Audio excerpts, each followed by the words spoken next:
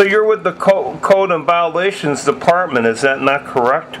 Yes. And what is their direct phone number again? Because technically, I believe I was transferred over to you guys. 534-4444. Okay.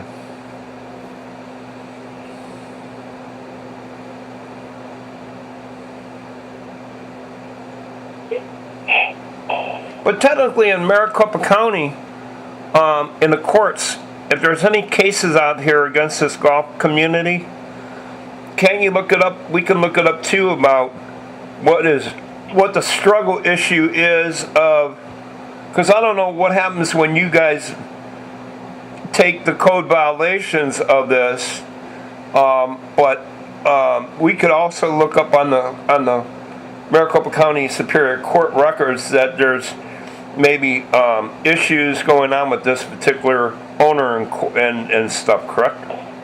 Yes.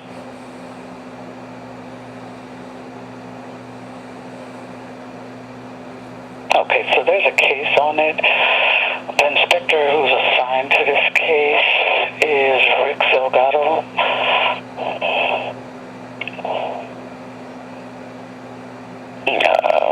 And what date was that assigned over to Mr. Delgado? Salgado. This case was open 5/31. And they were issued a notice of violation. It looks like, I'm trying to see what he's doing here. It looks like he's supposed to be out there either yesterday or today. He hasn't updated the notes for me to have something to read. And so, just 1 second for me.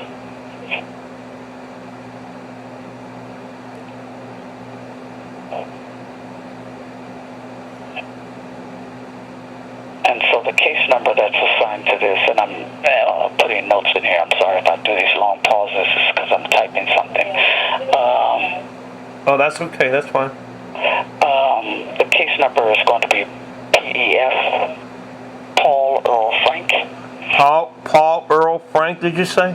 Yes, 2018. 2018. Open. -21. Okay, -21. 018. 018. Rick Salgado's number is going to be area code 602. And this is, he's not like a councilman or anything, Rick Salgado? He's the inspector for the property. Oh, Inspector Rick Salgado. And his number is 602. Okay. 261. Okay. 8693. Okay. And so he's the one who's working this case. Okay. Now,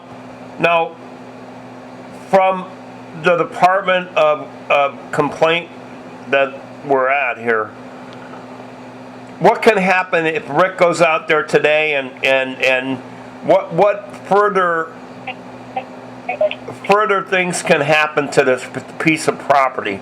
Because what we don't know is if they're in the process of selling it.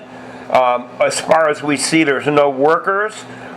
We've heard, I went out there to talk to management, the owner one time, and I got lucky to catch the owner out here, and he claims that he suspended his workers, and he's paying their unemployment thing, but there's been nobody working the course as promised that they were going to reopen it up as of September the 1st.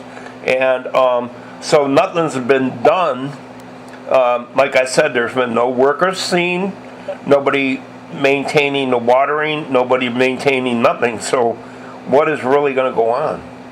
I have no idea because we don't maintain whether or not he has somebody out there or who he has working. We address the fact that it's not being cared for. So we don't care who's caring for it as long as it could be him. We don't care because in the end, the person we're only going to talk to is the person who owns the property.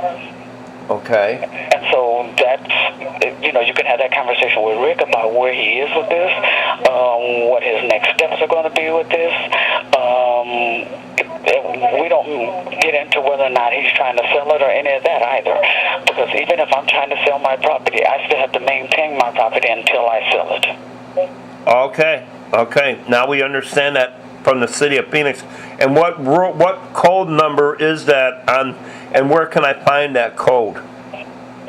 On the city of Phoenix's, like code violations or whatever? You find which code? About maintaining your property? Yes, the code We have number. a lot of codes, and all of them are about maintaining your property. It depends on what we're addressing, the maintaining. Like we could be addressing the vegetation part of it is what I'm talking about right now.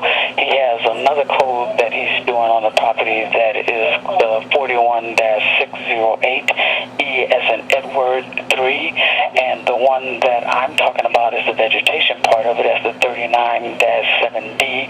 The vegetation on the property is not being maintained. So now he can add more of these as he goes. So he's not limited to what's in the case right now.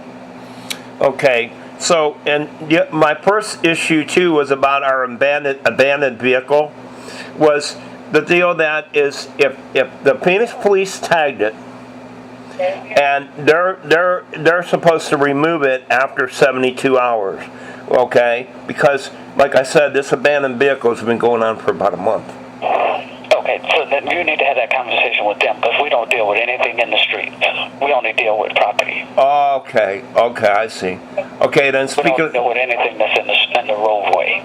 Okay, then speaking about property value and properties, what about the properties going down, like when we go to take my wife to work going down on Southern, and there's certain properties that their roofs look terrible, and the weeds and everything, the whole property value looks really terrible. So what are we supposed to do? Were we supposed to get an address and exact location? You have to give us an address, and then we'll open up a case for what you're wanting us to address, and then we'll send us an inspector out. Okay. Then I found out too that one over here on, I believe it's like, somebody told me that it's not a City of Phoenix or a Tolleson or Goodyear or whatever it is. What happens is it's a county. Wait, it's a county islands that are right in smack dab in the middle of some neighborhoods. We do not go on the county island, so you would only have to call that one in to the Maricopa County number, and then they would address it. But they're all over the place. They're county islands that are on the Indian school, smack dab in the middle of the city. Wow, really? Yeah, they're just everywhere. Wow. Okay. All right. Okay, well, thank you very much. And your name again is?